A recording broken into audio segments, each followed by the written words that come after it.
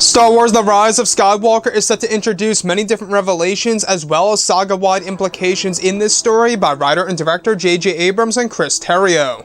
This is Mike Zero. Make sure to subscribe if you are new to the channel for future Star Wars content. Now, what's really exciting about Episode 9 is that we do know that at the end of the day, this movie is going to be, well, a revelation film. It's going to have a lot of twists and turns from start to finish of this movie. Even Eunice Watama, the man who plays Chewbacca in the sequel trilogy, said that this whole entire film is a I did not see this coming moment, which really is very intriguing for sure for Episode 9 by JJ. Now, these past couple of weeks or so, we've been learning a whole lot more about this film, and when it all comes down to one of the concept art descriptions, this is where things begin to get very exciting for the characters of Darth Vader and Kylo Ren. Now, specifically, what's really intriguing about all of this is that a description of Kylo Ren and his Knights of Ren traveling into the Dark Spire, where it's said that they are in search of a place called the Shrines of the Sith. Eventually, Kylo meets up with the Forger, who guides Kylo down to the shrines where Kylo is said to make a huge connection with Darth Vader. It's said that one of the scenes involves a moment in which Kylo Ren splits from the Knights of Ren and begins to hear voices reaching out to him. These voices are said to be of Darth Vader's Sith Wraith that is also able to manifest itself into a hybrid Force ghost between both Anakin and Vader. The message that Vader's Wraith is delivering to Kylo has to do with the code of the first Sith that Vader delivers to Kylo to kickstart his path to the beyond. The code of the first Sith is said to contain valuable knowledge that Kylo uses from the Vader Sith Wraith that Kylo eventually uses and sees in the distance, where the visuals of the Sith Wraith of Vader is said to be a black cloak with the hood over a wrecked Darth Vader mask. The voice of Vader is said to be significantly altered and sounds as if the voice modulator is more similar to Kylo Ren's, deep and somewhat hard to make out. After Vader delivers this code of the first Sith, it begins to leave the ancient temple, leaving a trail of dark side energy that appears just like smoke. So let's go over a couple of parts about this, because we do know that this film is really going to provide tons of Jedi, Sith, and Force lore that's going to really benefit many of the characters like Rey and Kylo Ren in this story, which is great because, after all, this is the end of the Skywalker saga, and we also know that JJ, George, and Chris really want to go all out with this movie and really want to do everything that they can possibly do to really make the fans very satisfied. So in this particular scenario, this is where actually the Sith Wraith of Darth Vader is said to communicate with Kylo Ren.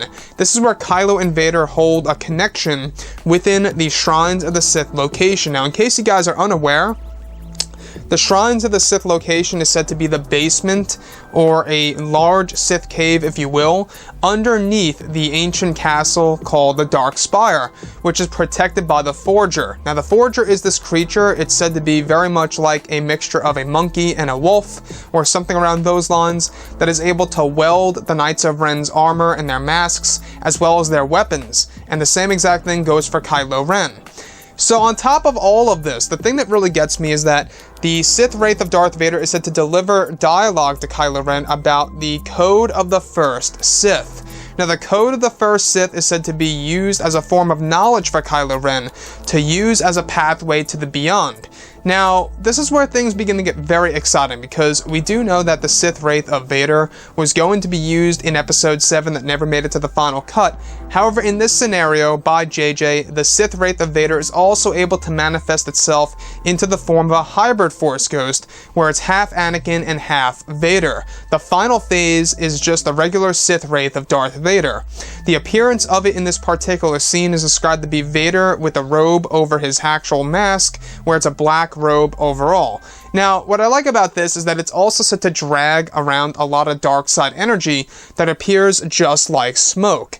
So this is very dark. It really seems like this is a very dark element of the film that a lot of fans are really going to realize of what JJ is trying to do with this film. We do know that one of the big plans by JJ, Disney, and Lucasfilm is to make this film, at least at certain points in time, darker than that of Revenge of the Sith, which, honestly, in my opinion, I think is going to be very hard to pull off. I'm not quite sure if you can really make it darker than Episode 3, but hey, you know, we'll see once the movie arrives come this December. Now, the other thing that I do want to go over is, of course, the Shrines of the Sith. Now, this is said to be the inversion, right? Kylo's journey to this location is an inversion of Rey's journey to the Lost City, which also, mind you, contains Sith ruins, but it also contains Jedi ruins, which the Dark Spire does not.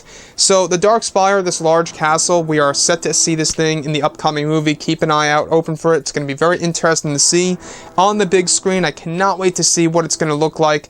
You know, I think that this is going to be a way as a parallel to what we got in Rogue One with the large castle, as well as making it a parallel to what J.J. Abrams already did in The Force Awakens, which was Maz Kanata's castle, which was light side oriented somewhat, right? And now we're getting a dark side oriented castle in The Rise of Skywalker. Anyways, guys, drop a comment below. Let me know what you think about all of this in the comments. And if you guys did enjoy the content for today, do make sure to drop a thumbs up on this video to support the channel. I thank you all so very much for the kind support, and I'll catch you guys next time.